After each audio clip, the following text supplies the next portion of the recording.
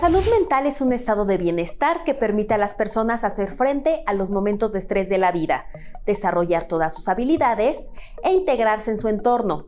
De acuerdo con la Organización Mundial de la Salud, cerca de 450 millones de personas sufren trastornos mentales en el mundo y en México afecta a 15 millones. ¿Sabía que 3 de cada 10 mexicanos padecerá algún trastorno mental a lo largo de su vida? ¿Usted cuida su salud mental? Lo invito a que nos acompañe en este programa especial sobre la salud mental que le hemos preparado en el canal del Congreso. Detonando de una migraña, termino en urgencias, en sala de urgencias, y empiezo a tener tratamiento con una neuróloga. Y me comenta que yo había tenido un estrés tan pesado por mi carrera, mi trabajo, mi casa, mi familia, que tenía que acudir a un psicólogo para empezar a atenderme. Dice, estás al borde del colapso. Tu cerebro está trabajando tanto que estás al borde del colapso. Y yo no lo veía así, yo veía como que mi vida era normal, que tenía mis obligaciones y tenía que cumplir con un rol como mujer, como madre, como hija dentro de mi día a día. Pues la primera vez que yo fui con un psicólogo fue en el 2021, me parece, y en ese momento muy particular, además de la pandemia, pues las pérdidas familiares y pues las relaciones interpersonales. En mi caso fue el principal detonante. Entonces yo, al sentirme pues sobrepasado por tanto las relaciones personales como por la necesidad de tener un buen promedio en el ámbito académico, hizo que yo dijera, necesito ayuda. Hola, ¿qué tal? Gracias por sintonizarnos a través de la señal del canal del Congreso. Como pudieron ver, este es un programa especial acerca de la salud mental y para ello nos encontramos en esta ocasión con Jorge Cantero. Gracias por aceptar la entrevista. Al contrario, muchísimas gracias. Muchas gracias. Gracias. Platícanos, por favor, de este tema de la salud mental. ¿Qué es lo que es más importante conocer? Nosotros como ciudadanos, ¿qué debemos de hacer para cuidar nuestra salud mental? Hay una estadística escalofriante que creo que es importante que la gente sepa. Cuando se instalan los síntomas de una depresión, por hablar solamente de un problema de salud mental, la gente suele tardar cerca de 2 años en pedir ayuda. Ese es el promedio más común. Entonces, deberíamos acercarnos mucho más rápido. Hay una gran cantidad de especialistas que pueden dar servicios en un rango de diferentes posibilidades económicas. Mucha gente pone la excusa de la situación económica y no debería de ser, porque hay muchos rangos y muchos tipos de especialistas. Doctor, platícanos cuáles son los principales factores que hacen que detonan los problemas de la salud mental. ¿Por qué hay que atenderlo oportunamente? Mira, los problemas de salud mental se manifiestan básicamente por un problema de adaptación al entorno. En otras palabras, cuando se nota que la persona está teniendo problemas para adaptarse a su ambiente laboral, a su ambiente familiar, a su ambiente educativo. Y esto implica que problemas desde cognitivos, que ya no funciona bien, no piensa bien, no acciona bien, olvida cosas, hasta emocionales, en donde o pierde interés por las cosas, o se siente profundamente irritado, agresivo, etc. O utiliza sustancias para mantenerse o tratar de mantener cierto equilibrio. La pobreza, por ejemplo, no genera problemas de salud mental, pero es un caldo de cultivo ideal para generar situaciones de estrés. Esa presión que no podemos controlar acciona sobre las personas y las hace desequilibrarse. El estrés es el profundo enemigo que desencadena una gran cantidad de problemas de salud mental. Los trastornos mentales son cada vez más prevalentes y aumentan el riesgo de padecer enfermedades crónicas degenerativas. Datos de la Universidad Nacional Autónoma de México señalan que una de las principales causas por las cuales se desarrollan estos trastornos se debe a que no hay conciencia de que se tienen que tratar desde sus etapas tempranas. ¿Cuáles serían estas enfermedades o trastornos más comunes causados porque no cuidamos la salud mental? Pues mira, lo más frecuente que ocurre son trastornos de ansiedad, trastornos depresivos y abuso de sustancias. Sin duda eso es lo más frecuente en términos de nuestros trastornos sobre nuestra salud mental, en donde las personas reaccionamos con lo que tenemos biológicamente, con nuestros genes. En otras palabras, Cuando recibimos una carga enorme del ambiente, llámese estrés, sobre nosotros, algunos se ponen ansiosos, otros se deprimen y otros abusan de sustancias dependiendo de la carga genética que tengan. En México definitivamente el número más alto sigue siendo la ansiedad.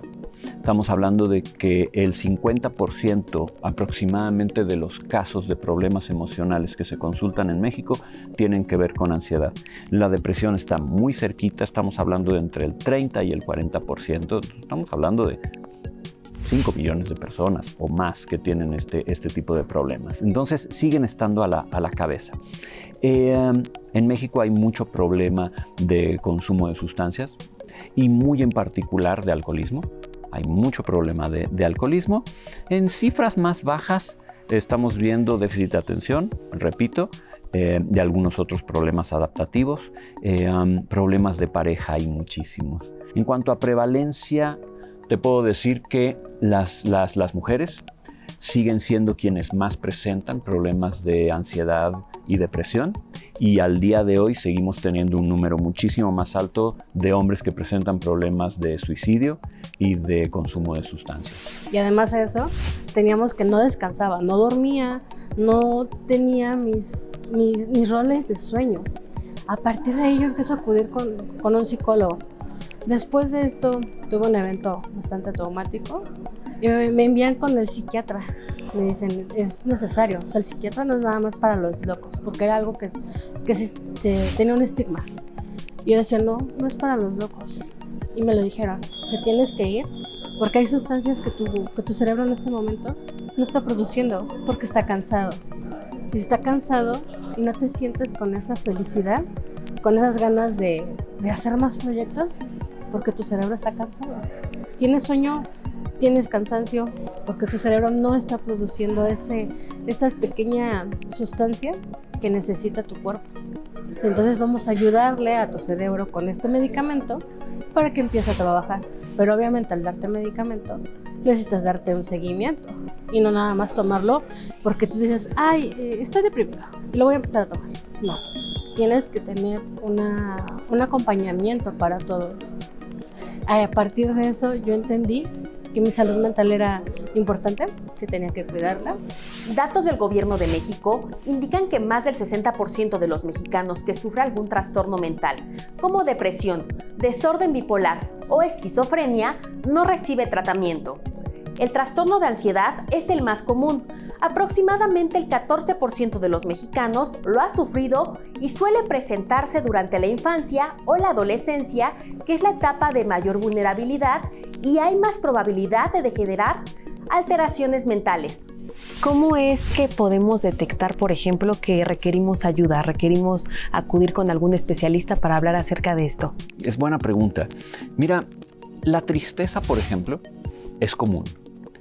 Todos experimentamos tristeza, todos experimentamos un cierto grado de nerviosismo e inquietud. Tener dolor frente a un mal día no amerita un problema mental. Aquí estaríamos hablando de frecuencia y grado, ¿sabes? Estaríamos hablando de cuando estos síntomas ya empiezan a ser no de vez en cuando, sino los tienes todos los días, ¿no? Son muy frecuentes.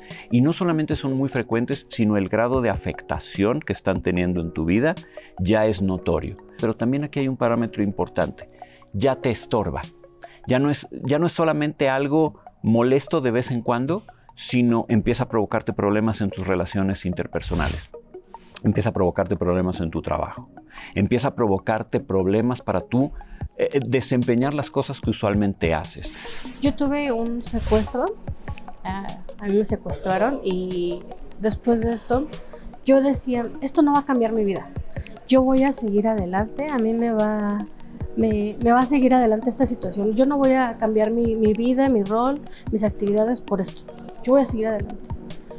Y conforme fueron pasando las semanas y yo empecé a asimilar lo que me había pasado, empecé a tener miedo a salir, miedo a la gente, miedo a no confiar nuevamente. Y empiezo a delegar mis actividades a otras personas. A que si no estaba acompañada, no salía. Así. Y yo misma empecé a experimentar pensamientos pues negativos realmente, en que yo decía, tal vez no soy necesaria en mi familia, con mi hija, en mi trabajo inclusive, ¿no? Porque decía, pues alguien más lo puede hacer. Y me explicaban y me hacían entender que la situación que yo viví no había sido mi culpa, no había sido provocada, que en todo momento mi cerebro trató de luchar, aunque tal vez no físicamente en defenderme o en hacer algo para salvaguardarme, pero mi cerebro siempre trabajó en cómo iba a escapar de ese momento, de esa situación. Y gracias a la terapia con mi psicólogo en el Centro de Atención a Víctimas, he entendido el día de hoy que sí traté de defenderme, que sí hubo momentos y en cada momento yo vi cómo tratar de salir de ese momento. Que yo me sentía culpable y decía, es que yo no me defendí, yo no hice nada por salvarme en ese momento. Que si estoy viva el día de hoy y puedo contar este hecho contigo, Pau, es porque soy de las afortunadas, que soy una de las mujeres que privaron de su libertad, pero regresé con mi familia, que no terminé en una cifra más de la lamentable fiscalía y que el día de hoy te puedo contar este hecho, un hecho que sí cambió mi día a día, pero que el día de hoy, gracias a las terapias que me han brindado, puedo salir adelante, puedo seguir mi día a día y estoy aquí. Las personas con trastornos de ansiedad suelen experimentar miedo, preocupación intensa y excesiva, tensión física, entre otros síntomas. La OMS destaca que estos trastornos aumentan el riesgo de depresión, trastornos por consumo de drogas y pensamientos o comportamientos suicidas. En 2023, el Instituto Nacional de Estadística y Geografía, INEGI, registró más de 800.800 suicidios en México. A nivel mundial, el suicidio es la tercera causa de muerte en jóvenes. Cada año fallecen 800.000. Esto equivale a que una persona se suicida cada 40 segundos. Según la OMS, este fenómeno es el resultado de diversos factores, como genéticos, biológicos, psicológicos, sociológicos y ambientales. Platícanos también cuáles serían los síntomas principales que se pueden detectar en estos tipos de trastornos mentales, como la ansiedad y la depresión, por favor. Tristeza, melancolía, baja de energía y un problema para visualizar el futuro con ganas y esperanza.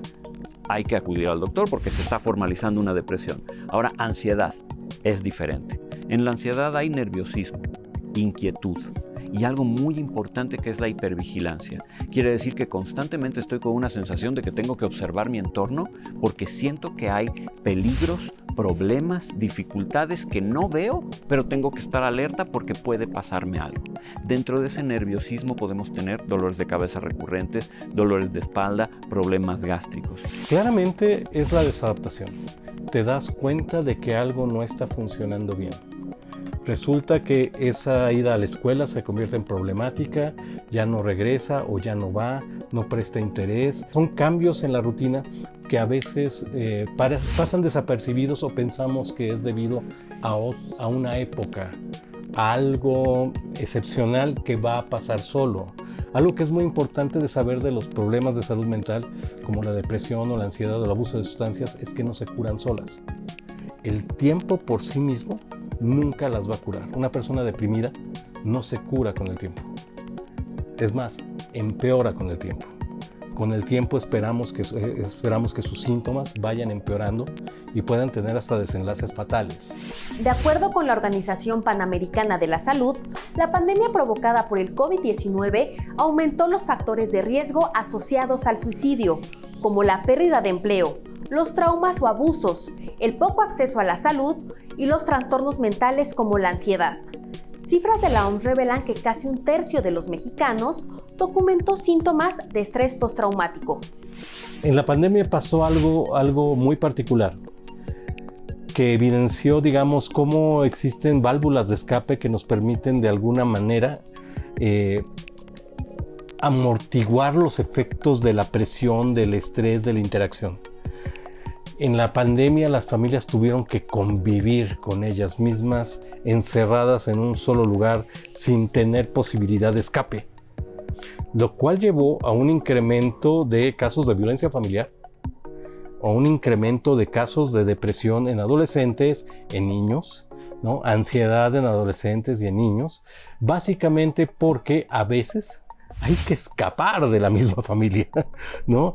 Porque una de las cosas que tenemos que decir claramente, uno de las áreas o de los ambientes que nos puede proteger en términos de salud mental es la familia, pero ese también es el mismo ambiente que puede influir negativamente en mi salud mental.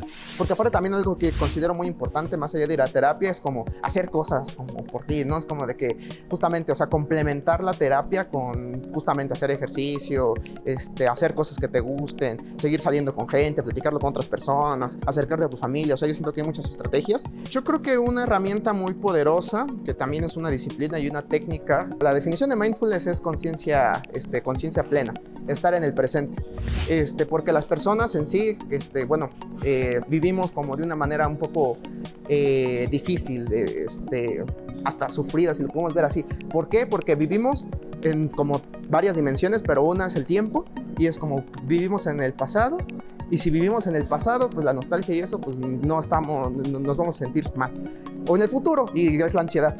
Entonces estar en el presente es algo como ideal. Pero también por otro lado estamos en otra realidad, tanto física como mental.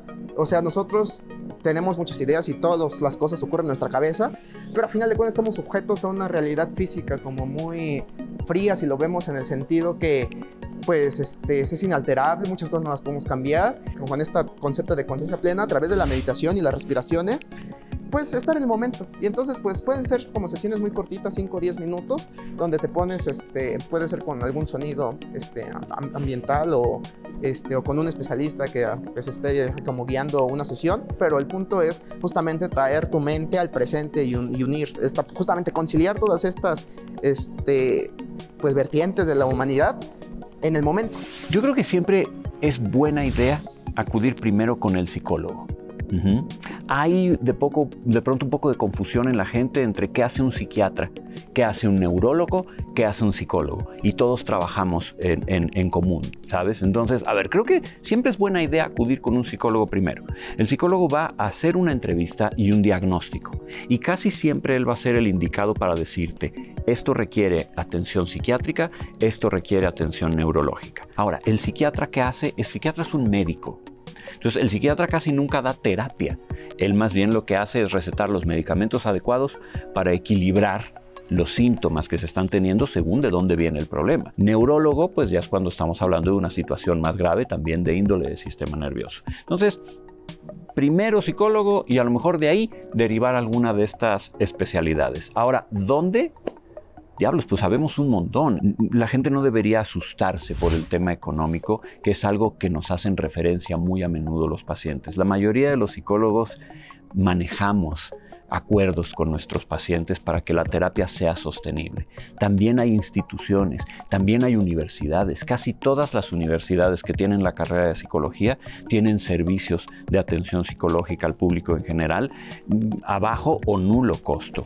A pesar de que la salud mental es un derecho y el Estado debe de garantizar su acceso universal, igualitario y equitativo, datos del Gobierno de México destacan que solo el 2% del presupuesto del sector salud se destina a la atención a la salud mental. El INEGI registró que 1 de cada 4 mexicanos requiere atención a la salud mental, pero solo 2 de cada 10 la recibe. No obstante, desde diciembre del 2022, el IMSS Bienestar está implementando el servicio de atención integral a la salud mental. Les dejamos este link donde pueden encontrar el directorio de las unidades de atención.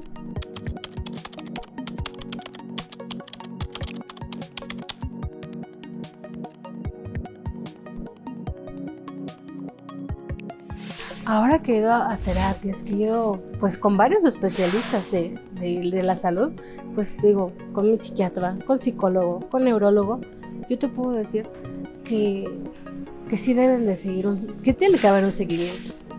Para mí, en lo personal, es darle un seguimiento a todo esto, que no cambie, o sea, que no se deje de atender.